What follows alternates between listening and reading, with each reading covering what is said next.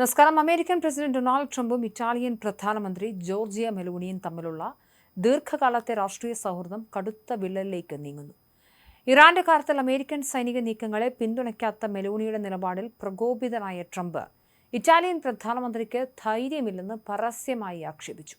Italian പത്രമായ Korea ഡെല്ല സെറയ്ക്ക് നൽകിയ അഭിമുഖത്തിലാണ് Trump മെലോണിക്കെതിരെ രൂക്ഷമായ ഭാഷയിൽ ആഞ്ഞടിച്ചത്. മെലോണിയിൽ താൻ ഏറെ പ്രതീക്ഷ വെച്ചിരുന്നുവെന്നും എന്നാൽ അവർക്ക് ധൈര്യമില്ലെന്ന് തെളിഞ്ഞെന്നും ട്രംപ് കുറ്റപ്പെടുത്തി. ഇറാനിലെ എണ്ണ സമ്പത്ത് കൈക്കലാക്കാൻ ഇറ്റാലിയൻ പ്രസിഡന്റ് ഒന്നും ചെയ്യുന്നില്ലെന്നും അമേരിക്കയെ യുദ്ധത്തിൽ സഹായിക്കാൻ അവർ താൽപ്പര്യപ്പെടുന്നില്ലെന്നും ട്രംപ് വിമർശിച്ചു. ഇറാൻ ഒരു ആണവായുധം നിർമ്മിച്ചാൽ അത് ഇറ്റലിയെ മിനിറ്റുകൾക്കുള്ളിൽ തകർക്കുമെന്ന് മെലോണി തിരിച്ചറിയുന്നില്ലെന്നും അദ്ദേഹം കൂട്ടിച്ചേർത്തു. ഇസ്രായേലുമായുള്ള ഇറ്റലിയുടെ പ്രതിരോധ സഹകരണ കരാർ പുതുക്കേണ്ടതില്ലെന്ന മെലോണിയുടെ തീരുമാനത്തിന് പിന്നാലെയാണ് ഇരു നേതാക്കളും തമ്മിലുള്ള ബന്ധം മോശമായത്. മേഖലയിലെ നിലവിലെ സാഹചര്യം കണക്കിലെടുത്ത് പ്രതിരോധ കരാർ താൽക്കാലികമായി നിർത്തുകയാണെന്ന് മെലോണി അറിയിച്ചിരുന്നു. നേരത്തെ ട്രംപിന് നോബൽ സമ്മാനം ലഭിക്കണമെന്ന് വരെ ആഗ്രഹിച്ചിരുന്ന മെലോണി ഇപ്പോൾ അമേരിക്കയുമായുള്ള അഭിപ്രായ വ്യത്യാസങ്ങൾ പരസ്യമായി പ്രകടിപ്പിക്കാൻ തയ്യാറാകുന്നുണ്ട്. സൗഹൃദമാകുമ്പോൾ തെറ്റുകൾ ചൂണ്ടിക്കാട്ടാൻ ധൈര്യം വേണമെന്ന് പറഞ്ഞ മെലോണി വാഷിംഗ്ടൺ ഇപ്പോഴും ഒരു മുൻഗണനാ സഖ്യകക്ഷിയാണെന്നും വ്യക്തമാക്കിയിട്ടുണ്ട്. പോപ്പ് ലിയോയ്ക്കെതിരായ ട്രംപിന്റെ വിമർശനങ്ങളും ഇറ്റലിയെ ചൊടിപ്പിച്ചിട്ടുണ്ട്.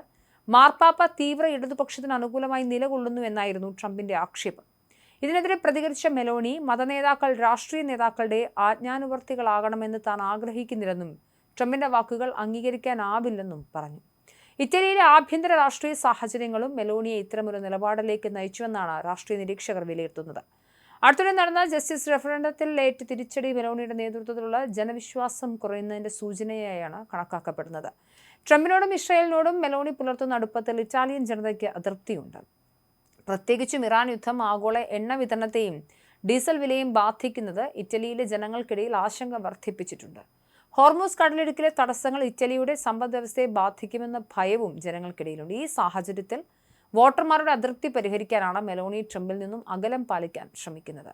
യൂറോപ്യൻ സഖ്യകക്ഷികൾക്കിടയിൽ ട്രംപിന് പിന്തുണ കുറയുന്നതിന് തെളിവായി ഈ സംഭവത്തെ കാണാം. നാറ്റോ ഒരു കടലാസ് കടുവയാണെന്ന് ട്രംപ് ആവർത്തിക്കുമ്പോൾ സ്പെയിൻ ഉൾപ്പെടെയുള്ള രാജ്യങ്ങൾക്ക് അദ്ദേഹം കടുത്ത മുന്നറിയിപ്പുകൾ നൽകുന്നുണ്ട്. സൈന്യത്തെ പിൻവലിക്കുമെന്ന ഭീഷണിയും ട്രംപ് ഉയർത്തുന്നു. ഇസ്രായേലുമായുള്ള ബന്ധത്തിലും ഇറ്റലി വിട്ടുവീഴ്ചയില്ലാത്ത നിലപാടാണ് സ്വീകരിക്കുന്നത്. ലെബനനിലെ ഐക്യരാഷ്ട്രസഭയുടെ സമാധാന സേനയ്ക്ക് നേരെയുള്ള ഇസ്രായേൽ ആക്രമണവും സഭാ കേന്ദ്രങ്ങൾക്ക് നേരെയുള്ള കടന്നാക്രമണവും ഇറ്റലിയെ പ്രകോപിപ്പിച്ചു.